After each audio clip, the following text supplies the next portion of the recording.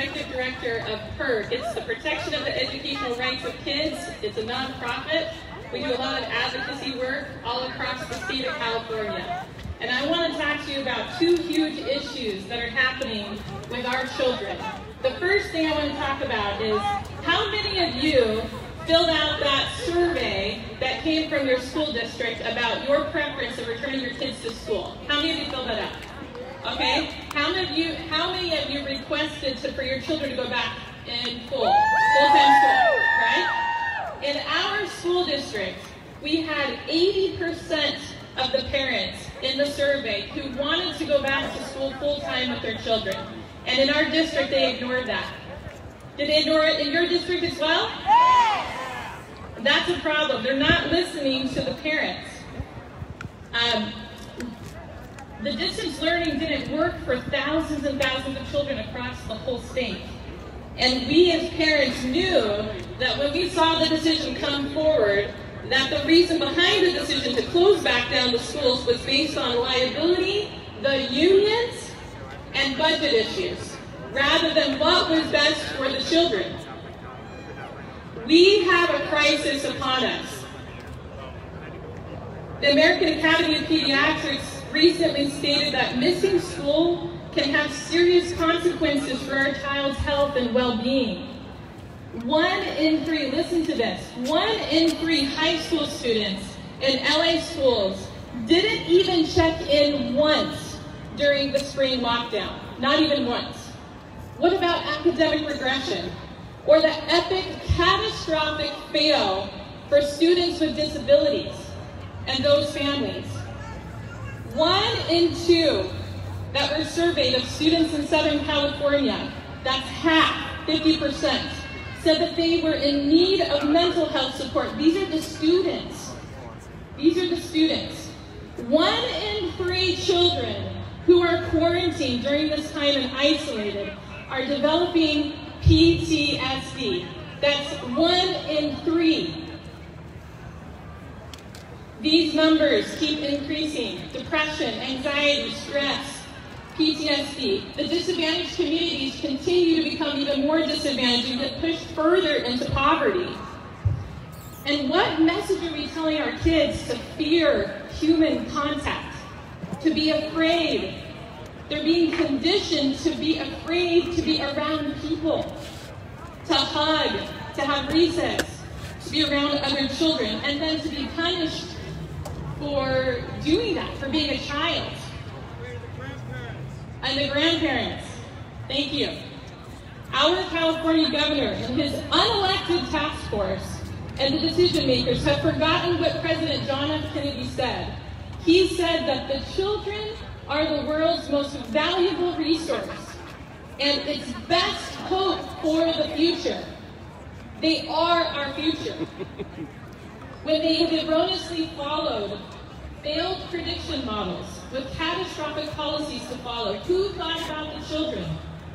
The real numbers have not needed to be bloated to prove the collateral damage that have happened to our youth. Who thought about the children? I'll tell you who thought about the children. The parents did. We did. I did. Because we saw the detrimental impact that was happening on every single one of our children. Across the whole state, we saw the depression. How many of you had healthy, normal children that started to exhibit signs of depression or anxiety or stress? Me too. I have 3 children, been married 20 years. How many of your children started to act out, not understanding what's happening? Mine too. How many of your kids were grieving? They were grieving this emotional loss of their whole world being taken away. Everything was turned upside down. Their schools, their church, their community, their parks, their libraries, they literally had everything taken away from them. And what do you expect? These are the results of these types of policies and decisions that have been made, and they're directly impacting our children. And you know, I think one of the things that bothers me the most is that they don't even acknowledge it, right? They don't even acknowledge in this administration across the state what's happening to the children. The teachers do, the parents do, but not the government. I say that it wasn't our children's job to protect everyone else. It wasn't their job to sacrifice their future, their mental health, to compromise their education or growth or progress for the sake of everyone else. That wasn't their job. And it is time for us as parents and educators and anybody willing to say it's enough. Enough. We will not sacrifice our children's future anymore. Enough. And anybody who doesn't stand with us, remember this. Nothing strengthens authority so much as silence. Woo! Silence that supports what's happening. The next thing I want to talk to you about, and this is what I'm actually honestly most concerned about, and this is part of why they brought me here to speak, and that is I am gravely concerned about the infrastructure, the policies, the procedures, and the protocols that are being put in place right under our noses that can separate us from our children, that can separate our families. This is serious and this is real. In California, I'm going to tell you about a couple of things that have been happening that you may not know about. On May 5th, in California, in Ventura County, which is my county, by the way, Ventura County Health Department stated that it will remove people from their homes if they had one bathroom and more than 3 or 4 people lived in that home. Did you hear that? Did you see that? I heard it. I live in that county. That is what the health department said. And people were outraged across the country, not even just in California, but across the country, because who is going to remove you from your home? The government, the health department. How could that be? So many people responded that the kickback and the backlash caused the health department to backpedal and to say, well, we would like or desire for you to be having your own bathroom. That's not what they said the first time. We all heard them very loud and clear. The second thing, in June, just recently, just last month, the LA County Health Department wanted to remove children with parents that tested positive for COVID. Did you hear about that? Okay, some of you have. The lawyer on that case said that, listen to this, he said that today in dependency court, madness, LA County Department of Children and Family Services recommended that the court remove my client's child from their physical custody after the parent tested positive for COVID-19. Did you hear that? Scary. The judge ruled in favor of DCFS and detained. Let that sink in. The DCFS is asking for children to be removed from their parents' custody due to COVID-19, despite, in this case, the fact that the parents had made other suitable arrangements for their child. This is outrageous. I can't even believe that we are talking about this right now in 2020. Another county here in California, just recently, is the hospitals in this county are changing their policies come fall. That if you are a mother giving birth to a baby, that they would like to remove that baby for you for 48 hours when that baby is born. No. No. No. No. We will not allow you to take our children or separate us from them. It's enough. And if this isn't enough to raise concern for you as Californians, let me tell you about the super PAC that we're in with Washington. Remember Washington and some of the other states? Well, in Washington had a job posting on May 11th. I have the screenshot. I can literally show you everything to prove it, because every word that comes out of my mouth, I have to prove that it's true and real, and I have that documentation. On May 11th, Washington posted a job position for social service workers that were needed for quarantine centers for kids. Did you hear that? Quarantine centers for kids. Okay? And what they said was that it was a place where parents could voluntarily, are you kidding me? That they could voluntarily put their child in the foster care system if they were suspect of COVID or the family had suspect of COVID. This is crazy. I'm not even a conspiracy conspiracy theorist, and like, I think I am now. I'm not really, but like, this is just insane. It's true. Right? Everything's true. Okay, so when they say voluntary, what does that look like in Washington? Well, the health department in Washington has their protocols and procedures in place that allows for involuntary quarantine. And what that means is if you don't comply, they can fine you, they can imprison you, and they can court order you into, quote, this is on their documents, other residential facilities. That's right, no fear. No fear. No fear. No fear. No fear. No fear. No fear. No fear. No fear. No fear. I wish that was all. In Idaho, even the great state of Idaho, the governor there issued an executive order that suspended parental rights and housing rules. If the child was put in the care of the state, the parents no longer had rights.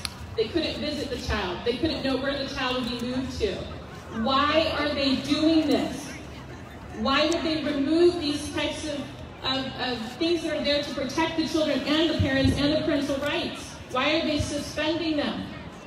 Help me protect our children. Help me. Stand with me. Fight with me. Be a part of this. This is a movement to protect your children. This isn't just, let's just talk about it today. This is something that takes action. We have to fight now because now is the time. We are at that crossroads in history. This is an unprecedented time that we live in. When we are at crossroads of history, like we are right now, it takes all of us showing up. Literally showing up. And these issues, hear me, these issues have to transcend party lines. It's not about being Republican or Democrat or Libertarian. I don't care what your religion is. I don't care what the color of your skin is. I don't care. These are the types of issues that are humanity issues. It's about all of us having a bigger tribe to belong to. I don't belong to just that tribe. I belong to our tribe together to protect our children, to protect our families. Every time they try to stigmatize us for fighting for freedom, remember this, that we are the hedge of protection for our children. We are that hedge. Thousands of years ago, the reason why they built a hedge was because stone walls took too long to build, they deteriorated, but the hedge was a better protection against the wild animals that would try to come to the people and hurt the people.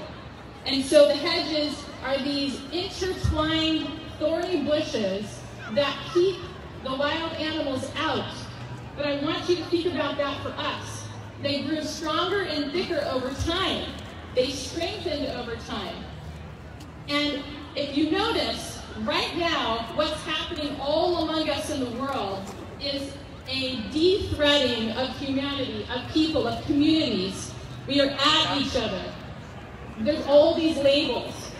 They're trying to unravel. Do you see it? They're trying to unravel that thread of family and neighbors and community. I want to share with you just a very quick story that has, I don't know, there's just something about it that just weighs on me and has stayed with me for about a year and a half. So in the time of war, there obviously were many concentration camps. And one of them in Europe had something really significant that happened. So it was all women in this labor camp.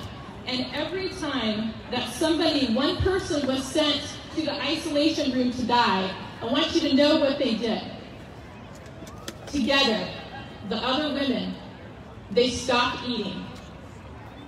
They starved until that person who was put in the isolation room was released. And those oppressors knew that if they did not release the person that was in isolation, that all of the camp would die, all of the workers would die. So they made the choice to release them, and it was that intertwining. They created this hedge of protection among themselves in a very difficult, impossible time to come together. And I'll tell you the truth, not one person died from that camp as a result of them intertwining their effort in unity. Not one person died when they did that. And that's what it takes for us right now. Create that hedge of protection around your families, your community, that tapestry. Build it. Create that boundary to protect. The last thing I'll just say is that we cannot allow them to hold our children hostage any longer. Their education is not for sale. Their future is not for sale. No. We will not allow them to be separated from us or to be sacrificed for their comfort. This is about our children. It's about the kind of future we're leaving for them. What are we going to give them next week, next month, this year, next year? We will be judged by the choices that we make right now in history, and history will judge us. Nelson Mandela said this: "Our children are the rock on which our future will be built, our greatest asset as a nation. They will be the leaders of our country, the creators of our nation's wealth, those who care for and protect our people."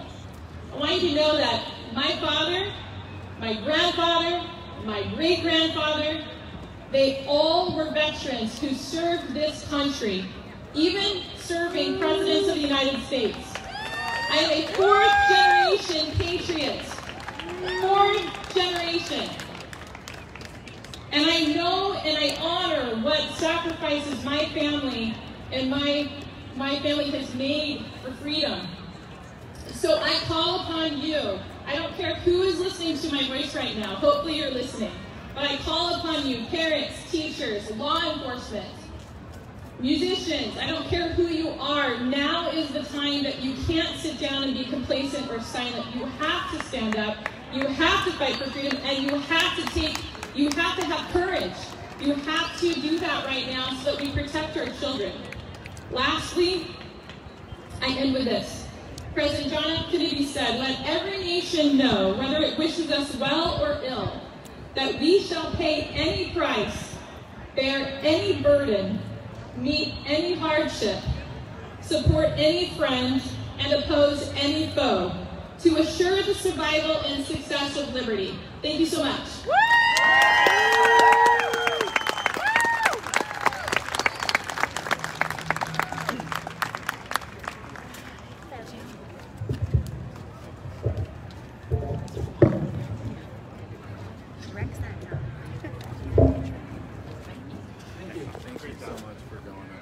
Thank you, Amy.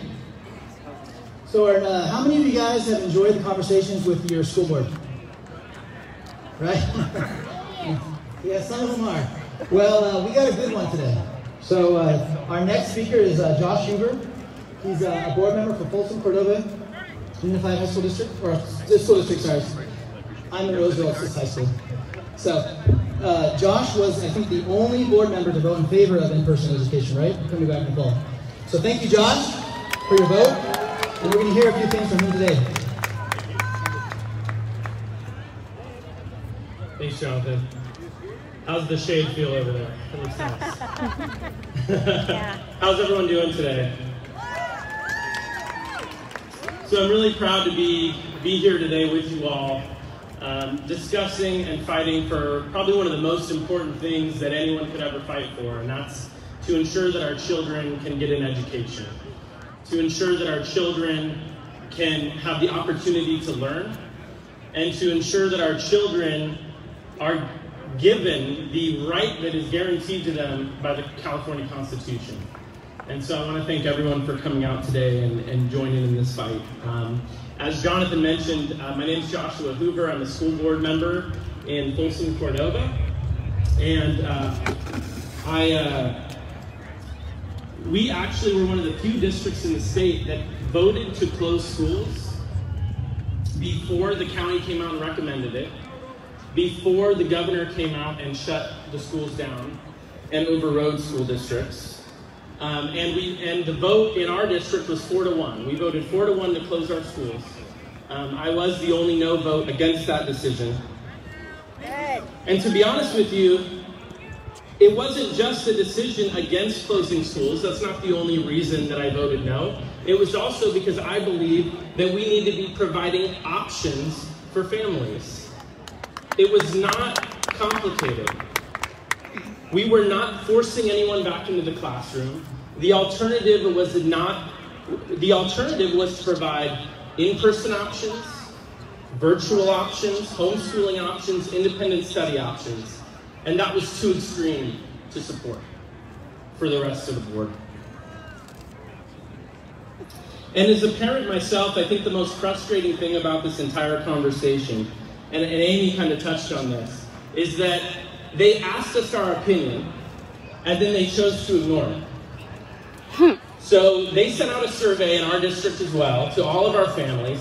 2/3 of our families said that they wanted an in-person option this fall. 2/3. In some districts, it was even more than that. Assemblyman Kiley, my day job is, I'm his chief of staff. I actually get to work here in this building. And he sent out a survey recently to his district. 6,000 people responded. 80% wanted an in-person option this fall. Even the statistics, even the surveys that the media is using to tell you that schools shouldn't reopen, support reopening. So I don't know if you saw this recently. I'll pull it up here and read it. Associated Press did a poll, a nationwide poll on school reopenings. And MSNBC reported the results this way. Only 8% of Americans want schools to return as normal, new poll shows. And it goes on to say that new polling from AP shows that about 1 in 10 Americans think schools should open without restrictions, and which is a sharp contrast from the White House.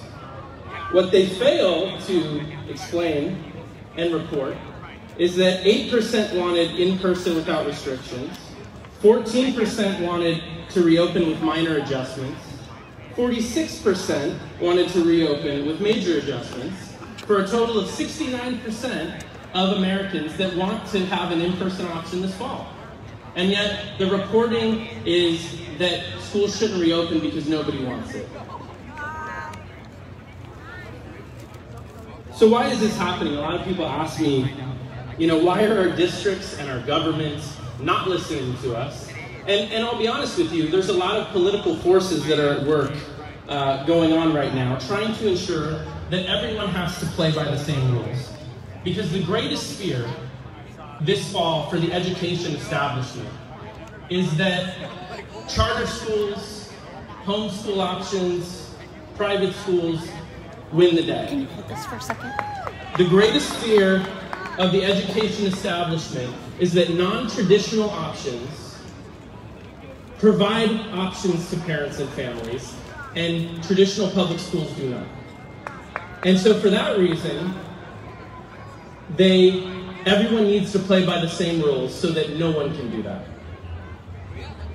Because I think this is Amy mentioned this is a historic moment, and I think it is. I think it's a watershed moment in education, and I think the political forces, the school closure advocates that want to keep our schools closed saw that coming.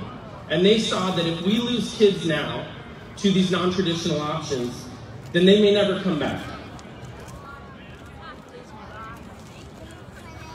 And as always, with the discussion, the priority is never about the kids. And parents always are the last on the list of who people listen to. And the state has jumped in on this as well. So right in this building behind me, we passed a bill called SB 98. Some of you might have heard of it. But it tries to essentially lock in that everyone plays by the same rules. And this is how it does it. Any growing district or charter school in the state will not get funding for any of their growth this next year. Nothing. So if you want to enroll your kid in a charter school, and charter schools want your child, they're not going to be able to because the state will not give them more money for that child. And so those in the state capitol that wanted to ensure everyone plays by the same rules and that traditional public schools are not harmed, that is the law that they passed to ensure that that stays the same. And I have heard from charter schools in our community that that had hired teachers, that had enrolled 800 plus students, and now cannot afford to keep those commitments to those students. And what do you guys hear when you advocate for reopening schools in your communities? I'll tell you what I hear a lot of. I hear, follow the science. I hear, listen to the experts. I heard that a lot the last few weeks. But now I'm hearing crickets.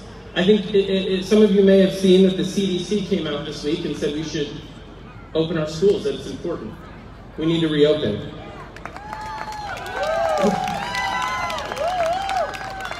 The American Academy of Pediatrics has gotten behind recommended reopening. The National Academies of Sciences and Medicine and, Sciences, Engineering, and Medicine have supported a reopening for our schools this fall. And now I'm not hearing the same things anymore. I'm not hearing follow the science or listen to the experts. That has gone away as an argument. But here's the thing, is that the reopening our schools, it's not just about physical health. That's absolutely a factor that we have to consider, but it's more nuanced than that. We have to weigh what are the risks of the virus against what are the risks of not reopening our schools. And Amy talked a lot about those risks, so I won't restate the statistics, but we know what those risks are. The mental health of our students is at risk. My son, I have 3 kids. One of my kids is on the autism spectrum. And the spring was probably one of the hardest times that I've ever had to see him go through, because he could not handle being isolated. And the American Academy of Pediatrics says that the risk of social isolation and depression and suicidal ideation go up significantly when we're not in school. These are real risks that have to be a part of the conversation, but they're not. What is the other risk? Equity, learning loss. The studies are clear that closing schools is not only terrible for achievement gaps, it will not only widen the gaps between low-income and high-income community students, but it will hurt the education and the long-term learning loss for all students. And then finally, we can't forget about the working parents that seem to be forgotten about in this entire discussion. That parents and essential workers can just provide for their families somehow and still be at home and educate their children as they pay taxes for teachers to educate their children. And you know, one of the things I've heard from so many single moms, and it's heartbreaking to me, because single moms are essentially being forced to choose between providing for their family and providing for their child's education. And that's not a choice that anyone should be forced to make. And we don't have to force them to make that choice. So that's why we're here today. That's why I'm here today. I really want to encourage everyone today, when you go home, just remember that this fight is not over. I know everyone already knows that, but my concern is that we're having this very same debate in a couple of months about opening in January. That there may be voices in the next couple of months that say, we shouldn't reopen in January either, because COVID is still around. But we need to keep the pressure up. We need to keep the pressure on the governor. We need to keep the pressure on our legislature. And also, do not forget about your local school boards and your superintendents. Keep reaching out to them. Keep telling them that they have to continue to prioritize a reopening, because I guarantee you that everyone advocating for them to stay closed is telling them all the time why they need to stay closed. And they're hearing those reasons all the time why they need to stay closed. They need to be hearing from you why they need to reopen. Thanks for having me today. I really appreciate it.